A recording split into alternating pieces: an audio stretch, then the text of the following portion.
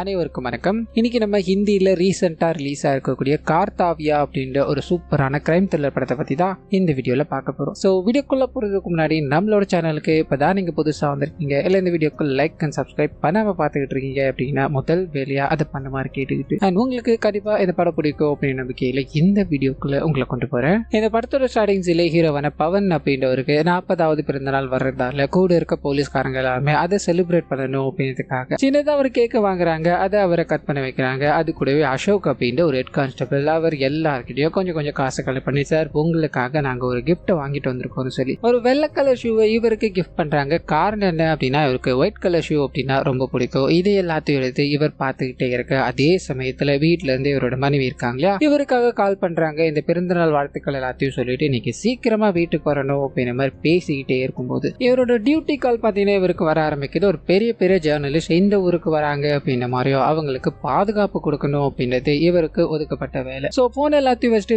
வேகமா அங்க போறாரு. ட்ரெயின்ல அவங்க இறங்கும் போது உங்களுக்காக தான் நாங்க வந்திருக்கோம், உங்களோட பாதுகாப்பு தான் எங்களுக்கு முக்கியம் அப்படின்ற மாதிரி ஓரிரு வார்த்தைகள் பேசிட்டு அவங்க ஒரு பக்கம் கார்ல பயணிச்சுட்டு இருக்காங்க. இதுக்கு பின்னாடி ஹீரோவா அவரோட டீமும் வண்டியில வந்துகிட்டு இருக்காங்க. அப்ப பார்த்து எதிர்பாராத வகையில ஒரு 2 பேர் 2 வீலர்ல வர ஆரம்பிக்கிறாங்க. வேகமா இந்த போலீஸ் வண்டியை தாண்டி போய்கிட்டே இருக்கு. இவங்களுக்கு சந்தேகமா இருக்கு. ஆர்ன் எல்லாத்தையும் அடிக்கிறாங்க. சேஸ் பண்ணணும் அப்படின்னு ட்ரை பண்ணிக்கிட்டே இருக்க ஜேர்னலிஸ்ட் முன்னாடி அந்த 2 நபர்கள் போய் கன் எடுத்து சரமாரியா சுட ஆரம்பிக்கிறாங்க. இந்த போலீஸ்காரங்களுக்கு என்ன பண்ணுதுன்னு தெரியல. போலீஸ்காரங்களையும் சுடணும் அப்படின்ற மாதிரி ட்ரை பண்ணிக்கிட்டே இருக்கு. உள்ள இருந்து இறங்கி நாயகன் இதை தடுக்கணும், அவங்களை காப்பாத்தி ஆகணும் அப்படின்ற மாதிரி கன் எடுத்து இவர் ஃபயர் பண்ணிக்கிட்டே இருக்கும்போது இதுல கூடவே இருக்காலே அசோக், அவருக்கு தோல் பட்டையில அடிபட்டுறது அப்படின்ற மாதிரியோ நாயகன் எதிரில் சுட்டுக்கிட்டே இருந்தா இல்லையா, அதுல ஒருத்தன் அதாவது 2 பேர்ல ஒருத்தன் அந்த இடத்துல சுடப்பட்டு பொத்துன்னு விழுந்து இறந்து போறான். அண்ட் இன்னொருத்தன் வண்டி எடுத்துக்கிட்டு வேகமா தப்பிச்சு போயிடுறான் அப்படின்ற மாதிரி இருக்கும். ரியலைஸ் பண்ணி பாக்குறதுக்குள்ள இவங்க பாதுகாக்கணும்னு வந்தாங்களே அந்த பெண் கொடூரமான முறையில இந்த ஷூட் அவுட்ல இறந்து போயிட்டாங்க. சோ போலீஸ்காரங்களுக்கு பயங்கர பிரஷர் வந்துருது. இந்த வந்த லேடி இருக்காங்க இல்லையா, அவங்க இந்த ஊர்ல மர்மமான முறையில பசங்களாம் அதாவது மைனர் பசங்களாம் காணாம போயிட்டு இருக்காங்க.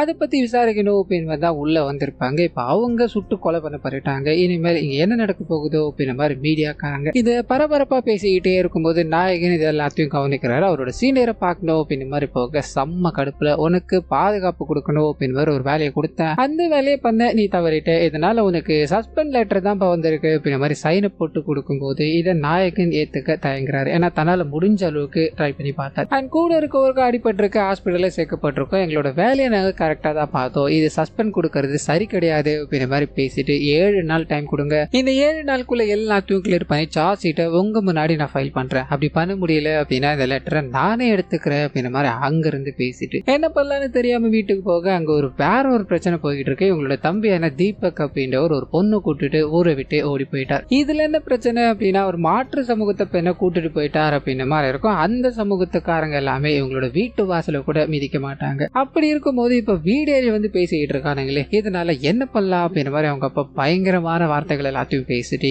என் பையன் அந்த வேலையை பார்த்திருக்க மாட்டான், அப்படி பார்த்திருந்தான் பையன் அது கன்ஃபார்ம் ஆச்சு அப்படின்னா பஞ்சாயத்து என்ன தண்டனை கொடுக்குதோ அதை பையனுக்கு நான் நிறைவேற்றுவேன் அப்படின்ற மாதிரி சொல்லு. ஹீரோக்கு என்ன பேசுறதுன்னு தெரியல. அங்க இருக்க எல்லாரையும் அனுப்பி வச்சுட்டு வீட்டுக்குள்ள போக இவரோட மனைவி இவருக்கு இன்னைக்கு பர்த்டே தான் இல்லையா, இதனால இவருக்கு நிறைய விஷயங்களை பண்ணி வச்சிருப்பாங்க. ஆனா பிரச்சனைக்கு மேல பிரச்சனை வந்துகிட்டு தன்னோட தம்பியை விட்டு ஓடி போயிட்டானே அப்படின்ற மாதிரி இவர் சோகமா போய் உட்காரும் போது இவரோட பையன் அப்பா நான் அவங்களுக்காக ஒரு கிஃப்ட் கொண்டு வந்திருக்கேன் அப்படின்ற மாதிரி இவனும் ஒரு வெள்ளை ஷூவை கொடுக்க ஆரம்பிக்கிறான். எனக்கு வெள்ளை ஷூ பிடிக்கும் தாண்டா, அதுக்குன்னு எல்லாருமே அதே கொடுத்த அப்படிடா அப்படின்ற மாதிரி ஷெல்ஃபில் வைக்க எக்கச்சக்கமான வெள்ளை ஷூக்கு மத்தியில இங்க இன்னொரு ஷூ ஆட் ஆகுது அப்படின்றத நமக்கு காமிச்சிட்டு இப்ப அப்படியே கட் பண்ணி இவரோட தம்பி ஊரை விட்டு ஓடி போயிட்டார் அப்படின்ற மாதிரி இருக்கு இல்லையா. உண்மையிலே அவர் அந்த பொண்ணு கூட்டுதான் ஓடி போனாரா அப்படின்ற ஒரு சந்தேகம். இதனால தம்பியோட நண்பனை போய் விசாரிக்கும் போது அவனுக்கு எதுவுமே தெரியல. சரி ஓடி போன பொண்ணை பத்தி உனக்கு தெரியுமாடான்னு கேட்க, ஆனா அவங்க 2 பேரும் ஓடி போனாங்களா அப்படின்றதெல்லாம் எனக்கு தெரியாது, அவங்க 2 பேருமே ஒரே கிளாஸ்ல படிச்சாங்க, அது மட்டும் தான் எனக்கு தெரியும் அப்படின்ற மாதிரி அவர் அங்க இருந்து போக ஆரம்பிக்க அப்படியே கட் பண்ண ஊருக்குள்ள இந்த பிரீச் எல்லாத்தையும் பண்ணிக்கிட்டு இருக்க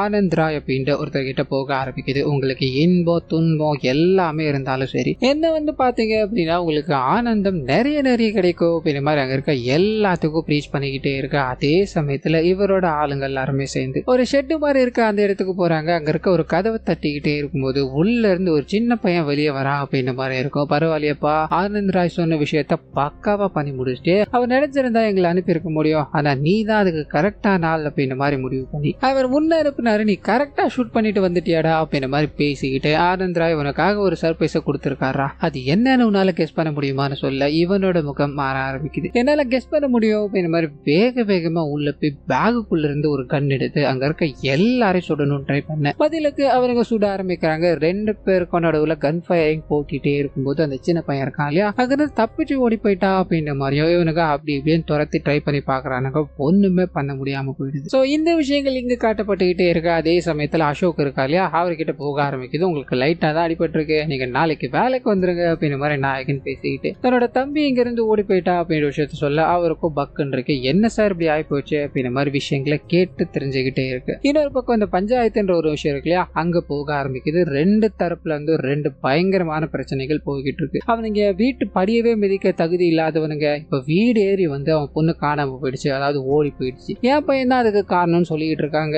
இதுக்கு நம்ம ஏதாவது முடிவெடுத்தாகணும் அப்படின்ற மாதிரி சொல்ல ஊர் தலைவர் நம்மளோட கைக்கு ஏதாவது ஒன்று வந்ததுன்னு வைங்களா, நீங்க என்ன பண்ணுவீங்க, கையை வெட்டி எரிஞ்சிருவீங்க. இந்த விஷயத்திலயும் நாமளும் அதை தான் பண்ணணும் அப்படின்ற மாதிரி இவரை மேனிபுலேட் பண்ணிக்கிட்டு இருக்காரு அப்படின்றத நமக்கு காமிக்க இன்னொரு பக்கத்துல ஹீரோ அந்த கேஸுக்குள்ள போக ஆரம்பிக்கிறாரு. அந்த ஜேர்னலிஸ்ட் இருக்காங்க இல்லையா, எதுக்காக இங்க வந்து சாகணும் அப்படின்ற ஒரு கேள்வி. இதனால அவங்களை சம்பந்தப்பட்ட ஒரு 2 பேரை விசாரிக்கும் போது அவங்க இந்த ஆனந்த்ராயை பத்தி விசாரிக்கணும் அப்படின்ற மாதிரி வந்திருக்காங்க. அதாவது அவங்க கிட்ட பாத்தீங்கன்னா நிறைய மைனர் பசங்க இருக்காங்க, அவங்கள வச்சு கெட்ட கெட்ட காரியங்களா பண்ண வச்சு திடீர்னு அவங்க மாயமாக்கிட்டாங்க. அவங்க எங்க போனாங்க என்னானாங்க அப்படின்றது தெரியல. அதை பத்தி ரிப்போர்ட் எடுக்கணும் அப்படின்றதுக்காக தான் உள்ள வந்தாங்க. ஆனா அதுக்குள்ள இறந்து போயிட்டாங்கன்னு சொல்ல நாயகன் யோசிக்க ஆரம்பிக்கிறாரு. இன்னொரு பக்கத்துல அந்த ஓடி பண்ண சின்ன பையன் இருக்கான் இல்லையா, தனிமையில ஒரு இடத்துலயே போய் உட்காந்து தன்னோட உயிரை காப்பாத்திக்கணும் அப்படின்ற மாதிரி ட்ரை பண்ணிக்கிட்டே இருக்க நடுவுல இவங்களோட அப்பா அம்மா ஞாபகம் வர ஆரம்பிக்குது. கால் பண்ணணும் ட்ரை பண்ணா கால் கனெக்ட் ஆகிற மாதிரி தெரியல. இதனால அழுதுகிட்டே பயணிக்கிறா அப்படின்ற மாதிரியான விஷயங்கள் இங்க நமக்கு காட்டப்பட்டுக்கிட்டே இருக்கு. இன்னொரு பக்கத்துல நாயகன் இருக்கா இல்லையா, தன்னோட மனைவிக்கு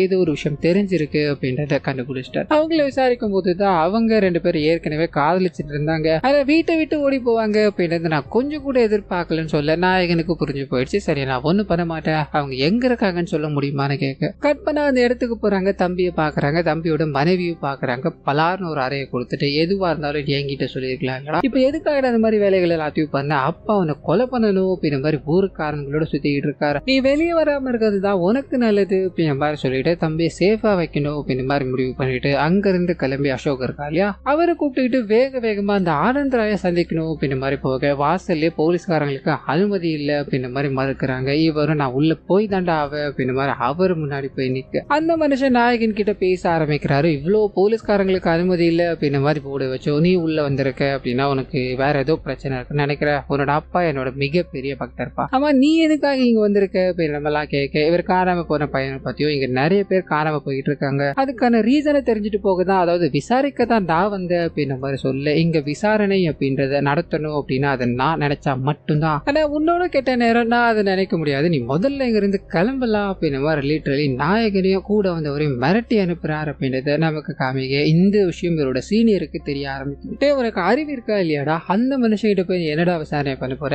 இதுக்கு பின்னாடி யார் இருக்கான்னு தெரியுமா அப்படின்ற மாதிரி ஓடி போனாலே சின்ன பையன் அவனோட போட்டோ காமிச்சு இந்த பையன் தான் அந்த பத்திரிகையாளரை கொலை பண்ணியிருக்கா, நீ இந்த பையனை கண்டுபிடிச்சி என்கிட்ட கொண்டு வா, இந்த விஷயம் வெளியில போகவே கூடாது அப்படின்ற மாதிரி சொல்ல நாயகனுக்கு அந்த பையன் புதுசா இருக்கான். இதனால அந்த பையனை பத்தி விசாரிக்க ஆரம்பிக்கிறாங்க. அப்பதான் இதே ஊர்ல வேலை பார்க்குற, அதாவது ஸ்கூல்ல வேலை பார்க்குற நபரோட பையன் தான் இவன் அப்படின்றது தெரிய ஆரம்பிக்குது. அப்பா ஸ்கூல்ல கவர்மெண்ட் டீச்சரா இருக்காரு, இவன் ஒரு கொலைகாரனா இருக்கா, இங்க என்ன நடக்குதுன்னே தெரியலையே சார் அப்படின்ற மாதிரி அசோக்கு புலம்பிக்கிட்டே இருக்க நாயகன் இதை கவனிக்கிறாரு. அதே சமயத்துல இவரோட வீட்டுல அப்பா இருக்கா இல்லையா, ஓடி போறவங்களை பத்தி ஏதாவது ஒரு விஷயம் தெரியணும், என் பையன் அவ கூட தான் ஓடி போயிருக்காரா அப்படின்றத கன்ஃபார்ம் பண்ணணும், அவங்களோட காதல் சம்பந்தப்பட்ட ஏதாவது ஒண்ணு இருக்கா அப்படின்ற மாதிரி வீடு முழுக்க தேடி அலைஞ்சுக்கிட்டே இருக்கும்போது அந்த சமயத்துல தான் நாயகன் இதை பாக்குறாரு. உங்களுக்கு பைத்தியம் பிடிச்சிருக்கா, எதுக்காக இந்த மாதிரி எல்லாம் பண்ணிக்கிட்டு இருக்கீங்க அப்படின்ற மாதிரி கத்திக்கிட்டே இருக்கும்போது அந்த சமயம் பார்த்து இவரோட பையன் இருக்கா இல்லையா, நம்மளோட கையில ஏதாவது ஆச்சு அப்படின்னா கையை முழுமையா வெட்டி எடுக்கணும் இல்லையா, அதே போலதான் சித்தப்பாவும் தாத்தா அதை தான் பண்ணிக்கிட்டு இருக்காருன்னு சொல்ல இவருக்கு பக்குன்னு இருக்கு.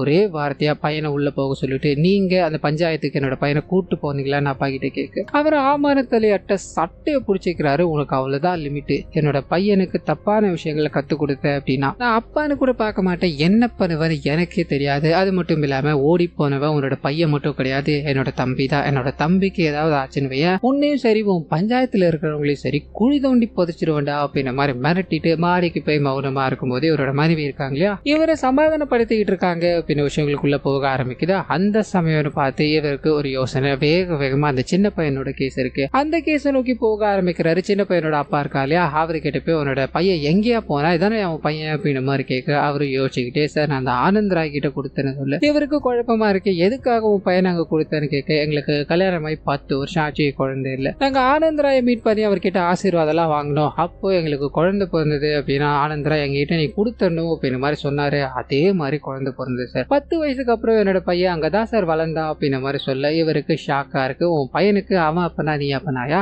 உன் பையன் இப்ப காணாம போயிட்டான், அவன் மட்டும் கிடைச்சானுவியா? என்கவுண்டர்ல போட்டு தள்ளிடுவாங்க. உனக்கு இப்ப 2 ஆப்ஷன் தான் இருக்கு. ஒன்னு உன் பையன் சாகட்டும் அப்படின்ற மாதிரி விட்டு போறது, இன்னொன்னு ஆனந்த் ராய் கிட்ட கொடுத்து என் பையனை காணும் அப்படின்ற மாதிரி கம்ப்ளைண்ட் கொடுக்கறது. இந்த ரெண்டுத்துல நீ எதப்பா பண்ண போறேன்னு கேட்க கூட இருக்க அசோக் சார் தேவையில்லாத விஷயம், ஆனந்த் ராய் விஷயத்துல எதுக்கு நம்ம தலையிடணும் அப்படின்னு மாதிரிலாம் கேட்க நாயகன் கேட்கறதா தெரியல, என்னோட வேலையை நான் பார்த்துதான் ஆகணும் அப்படின்ற மாதிரி சொல்லிட்டு அந்த நபர்கிட்ட மறுபடியும் இதை கேட்டுக்கிட்டே இருக்கும்போது நபருக்கு பையன்தான் முக்கியம் அப்படின்னு ஒருத்தார். இதனால பையன் காணாம போயிட்டான் அப்படின்னு ஒரு கம்ப்ளைண்ட் கொடுக்க இதே சமயத்துல வேற ஒரு இடத்துல ரைடு நடக்க ஆரம்பிக்குது. அந்த பையன் ஓடி ஒளிஞ்சுக்கிட்டே இருக்கும்போது போலீஸ்காரங்க கிட்ட பிடிபடுறான் அப்படின்ற மாதிரியும் இந்த விஷயம் நாயகனுக்கு தெரிய ஆரம்பிக்குது. வேகமா அந்த பையனை வந்து பார்க்கும்போது அந்த பையன் கதறி அழ ஆரம்பிக்கிறான். நீ தான் அந்த ரிப்போர்ட்டரை கொலை பண்ணியாடா அப்படின்னு மாதிரி கேட்க ஆமா நான் தான் இதை பண்ணேன், நான் உண்மையை சொன்னேன் அப்படின்னா எல்லாரும் எனக்கு கொலை பண்ணிடுவாங்க அப்படின்னு மாதிரி கண்காலங்க. இவருக்கு ஒன்னும் புரியல, என்னடா நடக்குது இங்க அப்படின்னு மாதிரி கேட்க கையில இருந்து ஒரு துப்பாக்கி எடுத்து கொடுக்க ஆரம்பிக்கிறான். அது கூடவே ஆனந்த் ராய் தான் என்ன இந்த கொலையை பண்ண சொன்னார். இவருக்கு ஒண்ணுமே புரியல, மேற்கொண்டு கேள்விகளை கேட்க ஆரம்பிக்க அது மூலமா தான் அந்த பையனை கூட்டு போய் ஆனந்த் ராயோட இடத்துல பயங்கரமா அபியூஸ் பண்ணியிருக்காங்க. தினம் அந்த பையன் ரொம்ப கஷ்டப்பட்டுக்கிட்டே இருந்திருக்கான். இந்த கஷ்டங்களில இருந்து நீ வெளியே வரணும் அப்படின்னா நான் சொல்றவங்களை நீ கொலை பண்ண முடியுமா அப்படின்ற மாதிரி ஆனந்த் ராய் ஏவி விட்டு அவங்கள கொலை பண்ணதுக்கு அப்புறமா இந்த பையனை கொலை பண்ணணும் அப்படின்ற மாதிரி ட்ரை பண்ணியிருக்காரு. இப்ப தப்பிச்சு இங்க ஓடி வந்திருக்கான் அப்படின்ற விஷயங்கள் எல்லாமே ஹீரோக்கு தெரிய ஆரம்பிக்கும். இந்த பையனுக்கு தேவையானது எல்லாமே ட்ரீட்மெண்ட் தான் அப்படின்ற மாதிரி புரிஞ்சுக்கிட்டு இது யார்கிட்டயும் போகக்கூடாது, இந்த கேஸை நானே பாத்துக்கிறேன் அப்படின்ற மாதிரி பையனை கஸ்டடியில் எடுத்து அந்த பையனோட வாக்குமூலங்கள் எல்லாத்தையும் வாங்க ஆரம்பிக்கிறாரு. சீனியர் ஆபீசர் கிட்ட கூட சொல்லாம இந்த பையனை கோர்ட்ல சப்மிட் பண்ணணும் அப்படின்ற மாதிரி போக அந்த சமயம்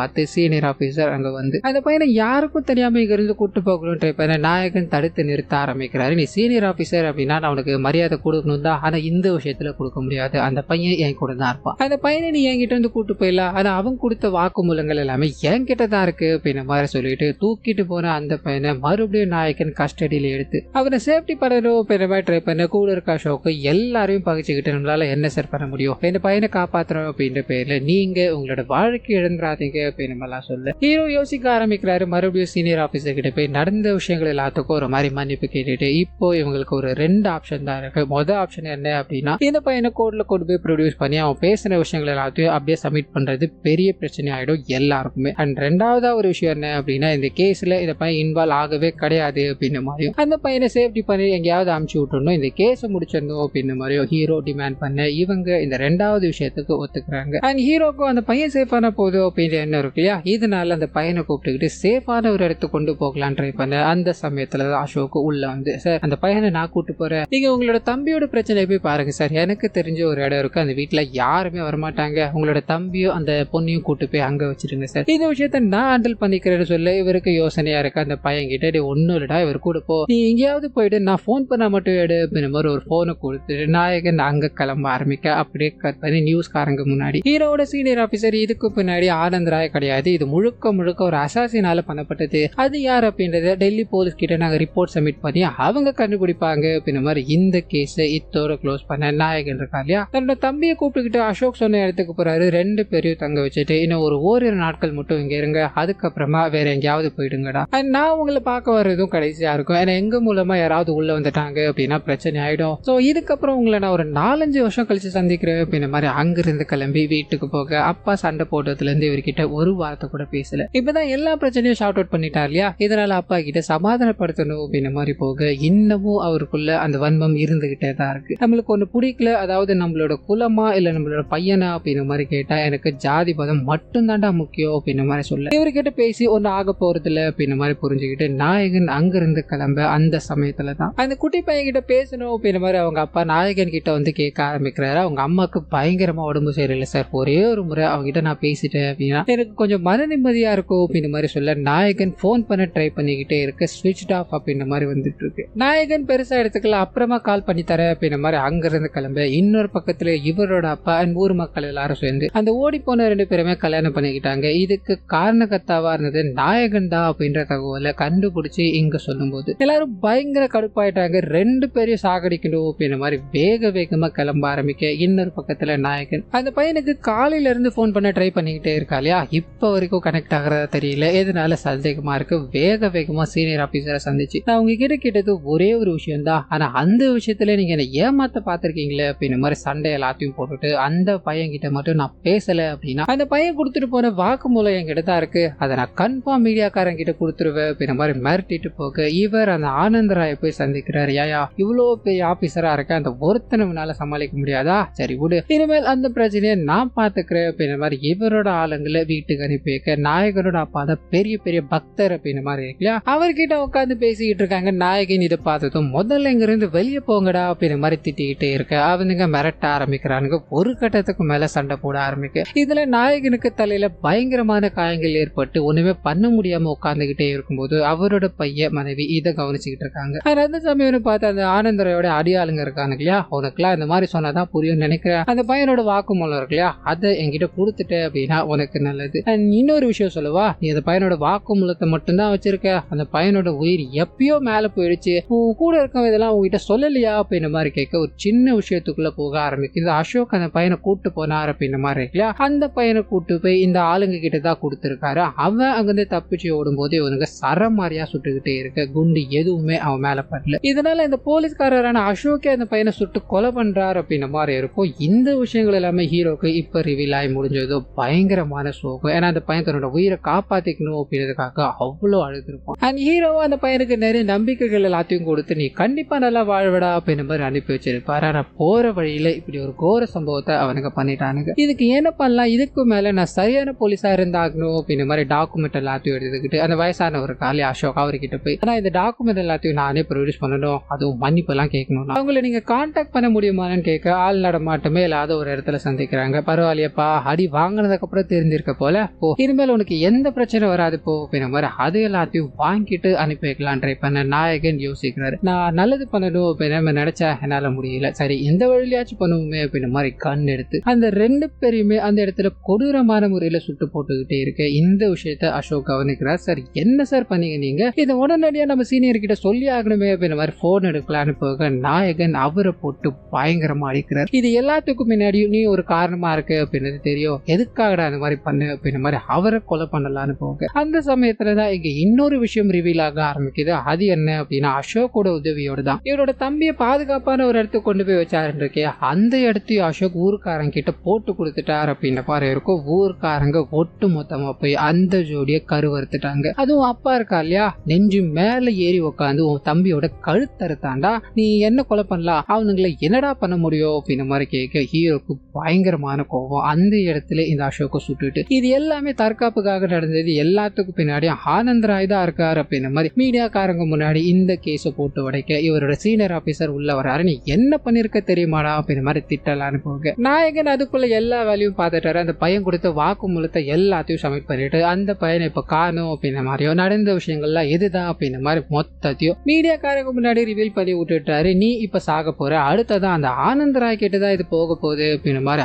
அங்க இருந்து கிளம்பி வீட்டுக்கு போறாரு. வேக வேகமா அப்பா எழுப்பி, அப்பா உங்களோட பையன் உங்களை பாக்கணும்ன்றான், வாங்கப்பா உடனடியா அப்படின்ற மாதிரி ஆள் நடமாட்டம் மேலாவது ஒரு இடத்துக்கு கொண்டு போய் நான் உங்ககிட்ட ஒரு விஷயத்த சொல்லி ஆகணும், நீங்க எங்களுக்கு சரியான அப்பாவே கிடையாது, நீங்க ஒரு நல்ல அப்பாவும் இருந்ததே கிடையாது, இன்னொரு ஜென்மம்னு ஒண்ணு இருந்தா அதுல நீங்க எனக்கு அப்பாவை பிறக்கவே கூடாது அப்படின்ற மாதிரி அந்த இடத்துல அவரை சுட்டு கொலை பண்ணிட்டு கண்கலையிட்ட ஃபேமிலியை போய் பாக்குறாரு. அவங்கள அரவணைக்க ஆரம்பிக்கிறாரு. நாளைக்கு என்னோட பையன் என்கிட்ட வந்து கேட்கும் போது இதெல்லாம் நடந்தது அப்படின்ற மாதிரி சொல்றதுக்கு நல்ல விஷயங்கள் மட்டும்தான் இருக்கணும், கெட்ட விஷயங்கள் அப்படின்றது எதுவுமே இருக்கக்கூடாதுன்னு பேசிக்கிட்டே இருக்கும்போது இவர் பண்ணி விட்ட அந்த ஆக்ஷனால இங்க ரியாக்ஷன் நடந்துகிட்டு இருக்கு அப்படின்ற விஷயங்களை நமக்கு காமிச்சு இந்த படத்தை இத்தோட முடிக்கிறாங்க. ஸோ கண்டிப்பா இந்த படமும் என்னோட வாய்ஸ் உங்களுக்கு பிடிச்சிருக்கோம் அப்படின்ற மாதிரி நம்ம இந்த வீடியோல ஏதாவது நிறைய குறைகள் இருந்தது அப்படின்னா அதை மறந்துடாம கமெண்ட்ஸ்ல பதிவிட்டுருங்க.